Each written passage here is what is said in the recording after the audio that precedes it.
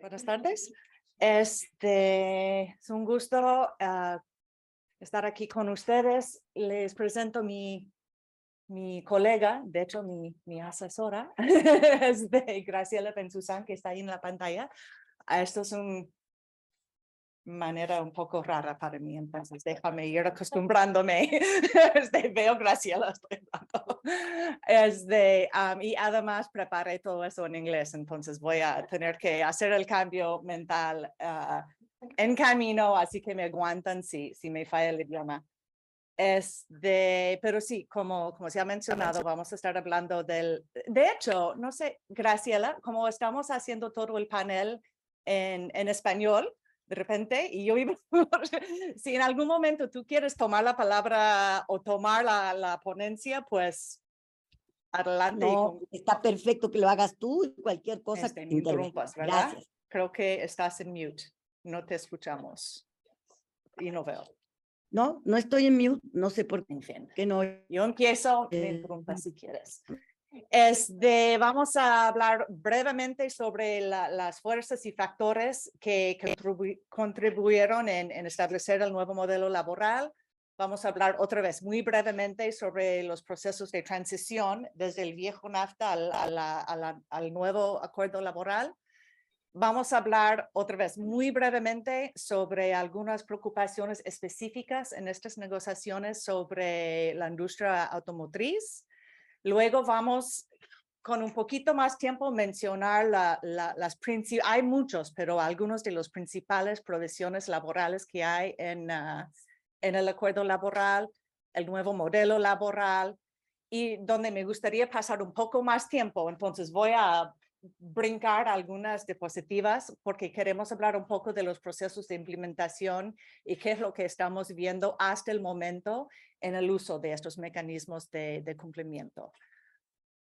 Entonces, yo no sé, pero mi impresión es que muchos que están aquí ya saben bastante sobre el proceso de negociación de los acuerdos laborales. Entonces, voy a mencionar algunos puntos principales y uno es, concuerdo que algo del modelo o de las reformas que derivan del proceso de negociación tienen que ver con presión externa, pero yo creo que podemos decir también que muchas de estas posiciones derivaban sorry, I wasn't ready to do this in Spanish, vienen de un proceso de comunicación a lo largo de 2 décadas sobre problemas en el modelo laboral ya existente en México. Entonces, las demandas en las negociaciones tenían que ver, tenían su base, por lo menos en parte, en algunas demandas que venían del movimiento sindical mexicano. Y poco a poco en el proceso de las negociaciones, especialmente después de las elecciones en 2018, por fin había un momento de consenso, digamos, entre los 3 gobiernos de que algo clave para un nuevo acuerdo laboral tendría que ser un nuevo modelo laboral en México. Entonces, voy a pasar el proceso de transición de un acuerdo al otro, un poco consciente de los tiempos, ¿no? Pero si tienen preguntas, luego en las preguntas me preguntan. Al final, sí. Al final, o sea, exacto. Pensamos, y hay otros aquí que son más expertos en el tema de la industria automotriz que yo, ¿no? Sin duda. Pero algunas cosas de tomar nota y algunas de las preocupaciones de los negociadores en los Estados Unidos y Canadá tenía que ver con el crecimiento en el empleo en el sector automotriz. Fue crecimiento en la parte de la industria menos pagado, ¿no? Y no las predicciones de un aumento en los salarios en México en esta industria no llegó a ser. De hecho, la diferencia entre salarios norteamericanos y salarios mexicanos se aceleró o se agrandó. Y a pesar de aumentos en productividad en México, hubo factores institucionales que mantuvieron los salarios en México bajo y por debajo de quizás lo que sería un equilibrio. tenía que ver con muchos trabajos subcontratados, un salario mínimo mucho por debajo de donde debería estar, que había perdido mucho de su valor, y por supuesto había un modelo corporatista en México que impedía la capacidad del movimiento sindical negociar salarios más altos.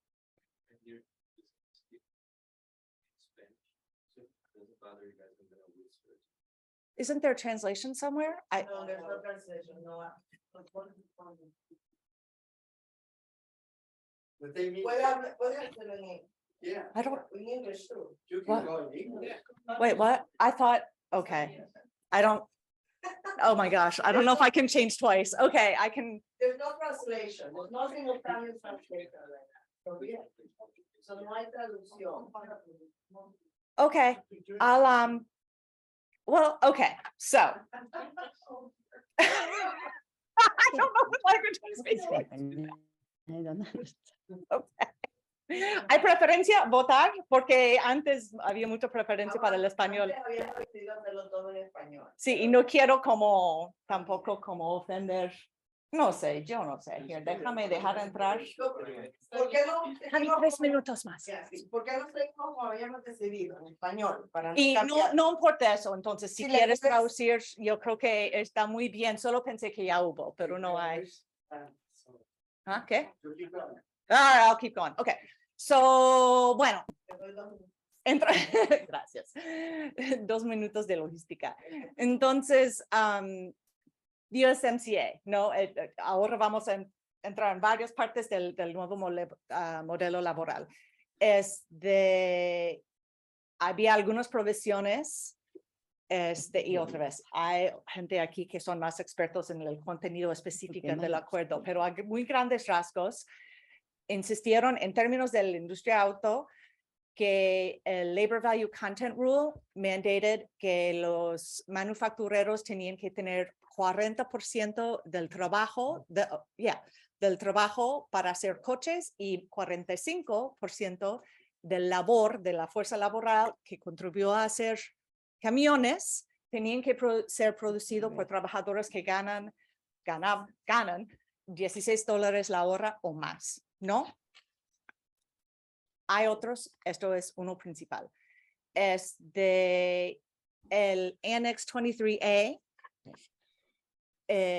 requiere que una reforma constitucional que hubo previamente bajo otros contextos y otras condiciones tenían que ser codificado en la ley laboral a través de reformas para garantizar y proteger freedom of association, para garantizar y proteger negociación colectiva genuina, no simulado, y la necesidad de revisar y legitimar todos los contratos colectivos existentes dentro de 4 años, ¿no? Para tratar de eliminar los que fueron como falsos o contratos de protección. Otra cosa importante en el USCA, en codificado, fue este mecanismo de Rapid Response Labor Mechanism, que tiene algunas cosas que no se había visto en acuerdos laborales previas, ¿no? Tenían facility specific enforcement processes para libertad de asociación y negociación colectiva, y se diferencia, esto es algo como medio específica este acuerdo, que en México este proceso iba a asumir que si hay una queja, se va a presumir que hay un denial of rights, and it doesn't require a previous enforcement order from a relevant labor authority. Whereas in the US and Canada, it is not going to make that assumption. And this has to do with, switching languages, this has to do with sort of an acknowledgement of a difference in conditions in Mexico and in the US and Canada, and that these requirements were addressing a labor model in Mexico that was part of the problem in terms of fair competition around wages. Requiere que había una remediación a violaciones dentro de 45 días. Si es necesario, se puede establecer un panel de expertos independientes que pueden hacer inspecciones ellos mismos. Sanciones pueden ser específicas a una planta o una industria, Y algo que estamos viendo que está haciendo que se llegue a una remediación o una corrección de violaciones de manera bastante rápida es que desde el momento de una queja se suspende o se congele los tariff accounts. There's another word in Spanish. Para la planta o la empresa en cuestión. Y esto pone presión sobre la empresa de resolver su problema, ¿no? En vez de como dejar que el reloj corre y las cosas sigan iguales. Voy a pasar el tema pero hubo cosas para requerir que había financiamiento suficiente para hacerlo cumplir. Otra cosa notable es que a la vez que estos mecanismos de la USMCA se empezaron a implementar, también entró una nueva administración y esta administración también llegó con una agenda de remediar la pérdida del valor de los salarios en México en las décadas previas, ¿no? Entonces se ha visto una recuperación importante del salario mínimo y sigue en este proceso. Y también se reformaban las reglas sobre el outsourcing, que fue otra manera de ir como bajando salarios o manteniendo bajos salarios. Entonces hubo como unos cambios sistémicos que complementaban los cambios que estamos viendo bajo la USMCA o el TEMEC. Ahora, otra vez, hay varias reformas en la ley laboral que como codifican la insistencia en TEMEC de hacer cumplir Freedom of Association y negociación colectiva. Los puedo leer, pero yo creo que mejor que paso a los casos. Pero preguntas, esto sería algo. También hay todo un timeline. ¿Cuánto tiempo tengo? Tienes 5 minutos. Ok. He pedido más. No, está muy bien. Voy a pasar el timeline, pero lo que se puede ver aquí es que sí hay pasos concretos que se ha hecho. Por ejemplo, se han disuelto las juntas laborales, que fueron como una parte del modelo laboral muy problemática, y se ha creado una institución autónoma, the Federal Center for Conciliation and Labor Registration, y otros pasos, ¿no? Pero se puede ver como algunos cambios institucionales bastante importantes. Se ha empezado el proceso de legitimación, aunque hace falta hacer muchas más. Se está haciendo se está digitalizando todos los contratos colectivos y todos los registros sindicales. Entonces, está en proceso porque el trabajo es enorme. Se puede ver el número de trade union records, right? It's hundreds of thousands y millones de páginas, pero está en proceso de como digitalizarse y catalogarse para que la gente pueda accederlo y verlo, pueden conocer su contrato colectivo, pueden acceder a la información sindical que les corresponde de manera pública. Ahora, el uso del Rapid Response Labor Mechanism, hasta ahora ha habido 5 quejas, creo, cada día como que aparece una más, creo que hay 2 o 3 más que están como en investigación. Hablé con una amiga en camino y me dice, no, estamos ya. Entonces, pero voy a hablar de 4 porque, bueno, y quizás solo me toca el primero, que es uno de los más importantes. Pero todos, que yo conozco, han estado en el sector automotriz. Y es importante porque si se ve el tema sindical en el sector automotriz es importante.